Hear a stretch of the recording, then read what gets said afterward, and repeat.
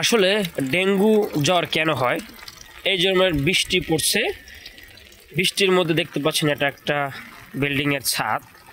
এই ছাদের এই পুরো বিল্ডিংয়ের ভিতরে কিন্তু যে পানিগুলো জমছে সেগুলো কিন্তু থাকবে না, তবে এই যে ছাদের পাশে যে ফুলের টবগুলো দেখতে পাচ্ছেন বা বিভিন্ন গাছের টব, এই যে ওর ভিতরে যে পানি জমে আছে যেগুলো দেখতে পাচ্ছেন, এই পানিগুলোই কিন্তু জমে পানিগুলো নষ্ট হয়ে এখানে যে মশাগুলো হবে, যে মশাকে এডিস মশা কিংবা ডেঙ্গু যে জ্বর হয় যে মশার কামড়ে, সেই মশাগুলো কিন্তু এই ধরনের পানিতে হবে।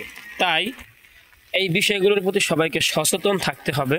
যেমন দেখতে পাচ্ছেন এখানে তিনটে টপ রয়েছে, তিনটা টপে কিন্তু পানি জমে আছে, এগুলো কিন্তু যাবে না এবং শুকাবেও না, দীর্ঘদিন থেকে পানি পচে এখানে এডিস মশা হতে পারে। তবে এইগুলোর প্রতি সবাইকে সচেতন হতে হবে যাতে এদের পানি জমে না থাকে ফুলের টপে, সেটা সবাইকে নজর রাখতে হবে এবং তাহলেই আপনারা এডিস মশার আক্রমণ থেকে এবং সংক্রমণ বিভিন্ন ধরনের সমস্যা থেকে বেঁচে গেলে কিন্তু আপনার ডেঙ্গু জ্বর থেকে আপনারা বাঁচতে পারবেন। এই ছিল আজকের ভিডিওটি সচেতনমূলক, তাই সবার মাঝে শেয়ার করতে পারেন। ধন্যবাদ সবাইকে।